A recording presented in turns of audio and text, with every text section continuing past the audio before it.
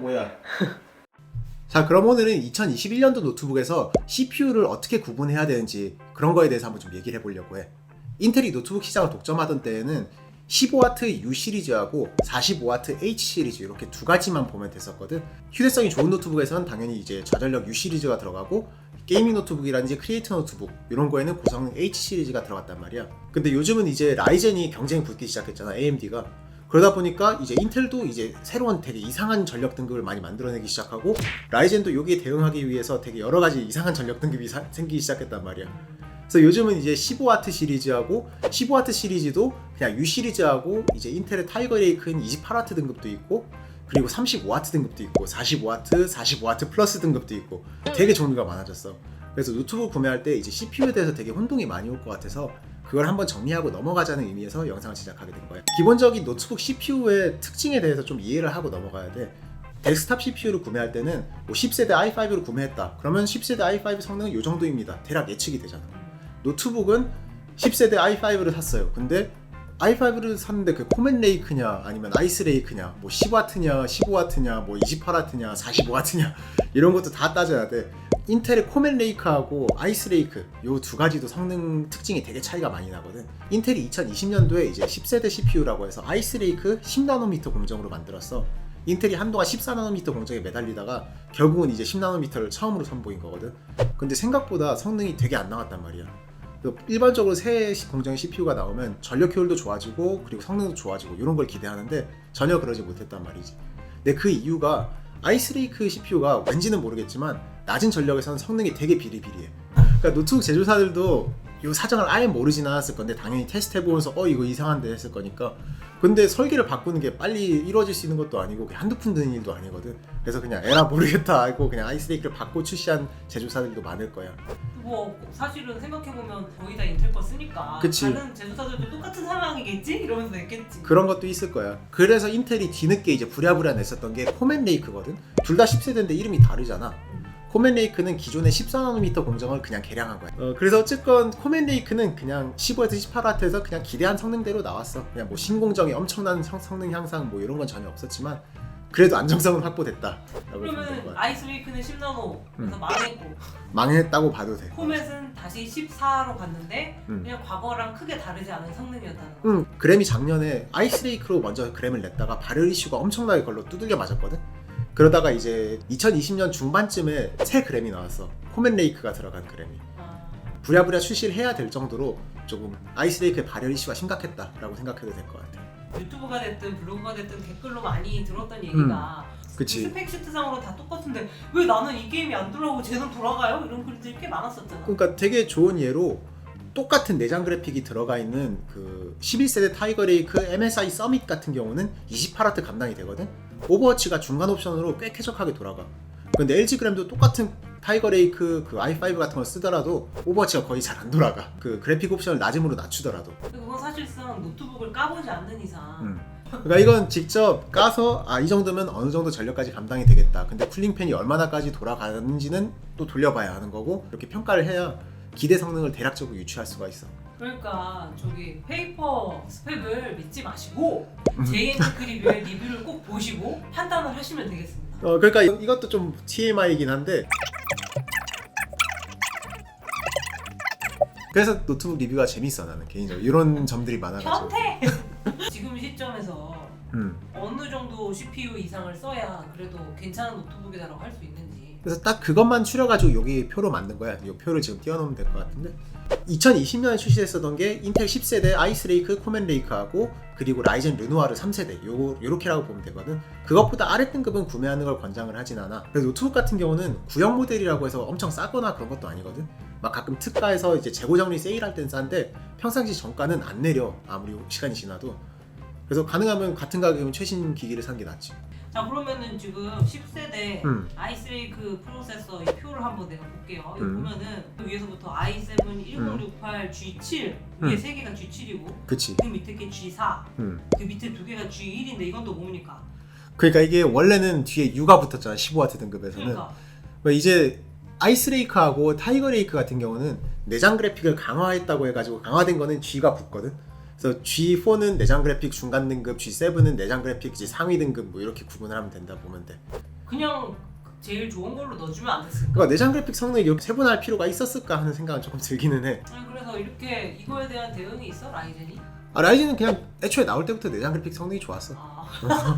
그게 짱이지. 그러면 이게 족보가 꼬인 거는 인텔 잘못이네. 그러니까 인텔이 라이젠을 어떻게 내장 그래픽 성능으로 누르려고 하다가 스텝이 꼬인 거야 그냥. 솔직히 이것도 마음에 안 들어. 15에서 28W라고 설명을 해야 되는 것도 그냥 15W라고 했어야 되는데 지금 타이거 레이크하고 아이스 레이크가 끼는 바람에 이게 범위가 되게 넓어진 거거든. 15에서 28W로. 최신 노트북 리뷰를 빠르게 보시려면 구독.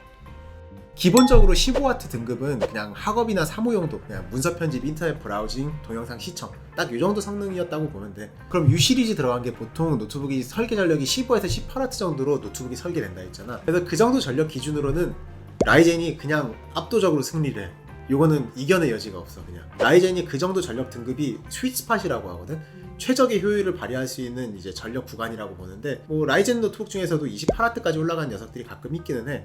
근데 그 정도로 올리면은 물론 성능이 올라가긴 하지만 전력 대비 성능이 올라가는 효율은 점점 떨어지기 시작하거든. 그래서 라이젠은 굳이 높은 전력이 필요 없어. 전력 효율이 중요한 노트북은 라이젠이 들어가는 게 좋고, 전력 효율을 보고 다 신경 안 쓰고 28W까지 나 무조건 올릴 거야 하면은 그때부터는 타이거 레이크 CPU 성능이 더 좋다고 보면 돼. 노트북 마니아들 사이에서 나온 얘기가 28W면 그게 휴대용 저전력 울트라북이 맞냐 라는 얘기가 있어. 그러면 이 15W에서 18W 사이 그 라이젠의 경우에는 게임도 가능한 수준이 되는 거야? 18W만 나오더라도 그게 HP NB 기억나지? 그게 밸런스 모드에서 나오면은 한 18W 정도 유지가 딱 됐거든?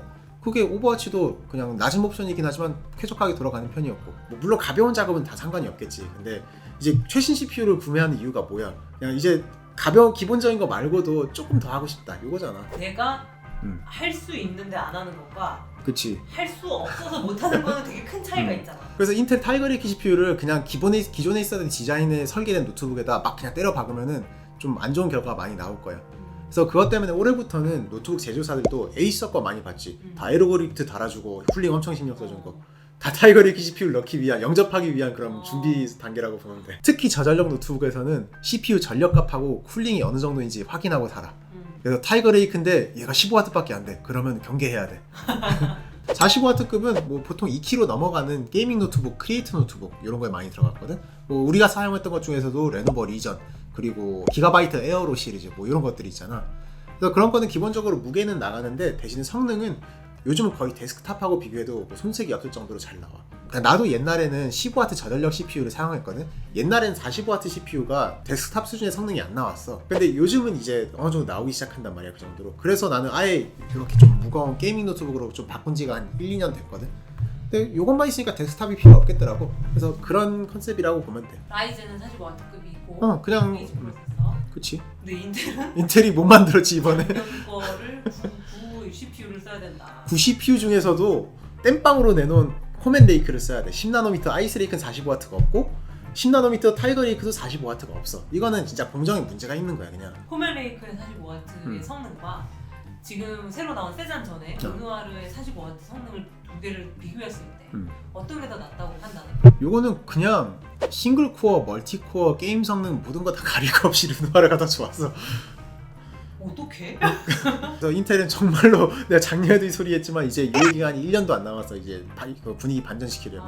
주식 빨리 파세요 인텔 갖고 계신 분. 결국은 지금 상황에서 RTX 3000번대 게이밍 노트북이나 고성능 노트북을 구매하고자 한다면 인텔은 구닥다리 10세대를 써야 되고, 라이젠은 곧 세잔 CPU가 나오니까 지금 르누아르 노트북은 싸다면 사고 아니면 존버하는 게 괜찮다. 35W 등급이 조금 인상적인 CPU 제품군이라 생각해.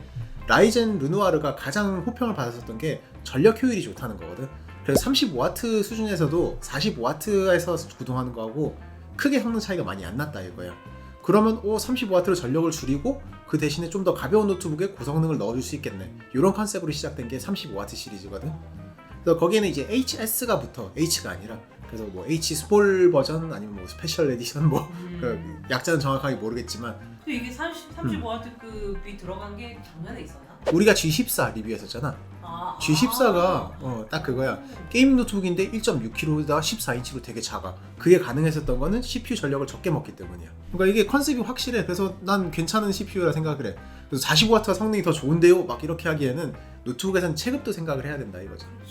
이번 2021년 CES에서 새로 출시된 게 이제 타이거 레이크도 H 프로세서가 드디어 나왔습니다. 그래서 나도 우와 기대했는데 근데 35W 등급입니다.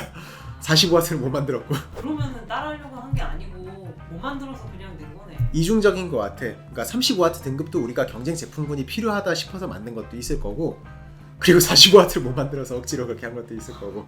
우프다 진짜.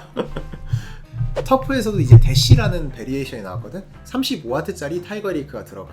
그래서 조금 더 가볍게 나온 뭐 그런 터프다라고 생각을 하면 될 것 같아. 일단 이 정도면은 새 CPU에 대해서 거의 정리가 됐는데 마지막으로 하나 남은 게 있지.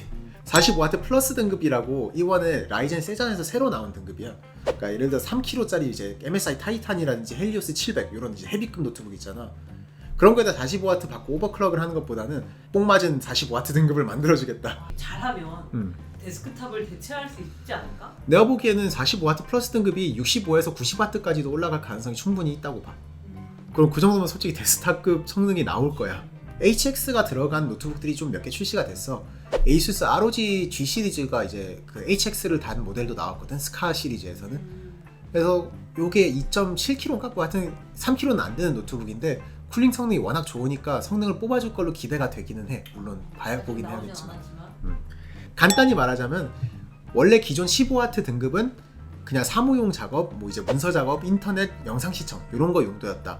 그런데 이제 15W 등급이 아이스레이크하고 그 타이거 레이크 삽질 때문에 15에서 28W 등급까지 다양해졌다.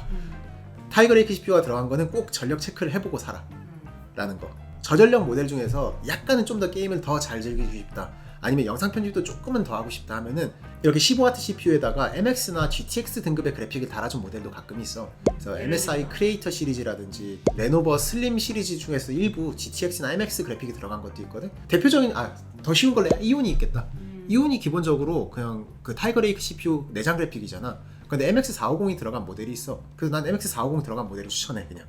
그리고 이제 본격적으로 난 데스크탑을 치우고 노트북으로 다 이제 고성능 작업 동안 정도 하겠다 하면 45W로 보면 되고, 뭐 무거워도 상관없으면 45W 플러스 등급도 새로 나왔으니까 한번 봐도 될 것 같아. 일반적으로 45W짜리 CPU는 단독으로 안 쓰이고 뭐 GTX 1660 Ti나 RTX급 이런 그래픽이 좀 고성능 그래픽이 많이 페어링 되거든. 그래서 그런 거 참고해서 그래픽 성능도 적절하게 조합을 해서 맞추면 될 것 같아. 그래서 여기서 이제 성능도 필요한데 약간은 좀 휴대성도 챙기고 싶다, 난 너무 극한 성능이 필요 없는데 저전력으로는 부족하다, 이런 사람들한테 이제 35W짜리 CPU가 알맞기는 한데 타이거 레이크 35W CPU는 성능 테스트를 좀 보고 구매 결정을 내렸으면 좋겠어. 이런 정보 영상을 만들 때마다 너무 인텔이 불쌍하다고 해야 돼? 뭐 근데 인텔을 깔려고 하는 것도 아니고 라이젠을 엄청 추켜 세우려고 하는 것도 아니야. 그냥 솔직히 내가 노트북을 되게 많이 리뷰했잖아. 타이거 레이크 CPU 노트북만 해도 내가 지금 벌써 5개 있고 라이젠은 몇 개 있냐 셀 수도 없을 정도로 많아. 그래서 나름 어느 정도 이거를 한 사람이 다 사용해본 경우가 되게 드물다 생각하거든. 그 종합적인 의견을 그냥 솔직하게 정말로 막 인텔 편들거나 라이젠 편들거나 하는 거 없이 그냥 솔직하게 말한 거야 진짜로. 혹시 라이젠한테 돈 먹었냐 얘기하실 수도 있는데 그런 게 전혀 아니고, 나는 정말로 인텔이 성공을 했으면 좋겠어. 인텔이 이대로 몰락하면은 라이젠이 다시 악당이 될 거야. 그러니까, 인텔처럼. 될 거야. 그 배트맨에서 나오잖아. 영웅은 영웅인 상태를 죽거나 악당이 될 때까지 질기게 오래 살아남거나 둘 중 하나라고. 소름, 개소름. 오늘 여기까지. 그러면 수고하셨습니다. 수고하셨습니다. 와, 이제 편집을 어떻게 하냐. 맛있냐? 맛있다.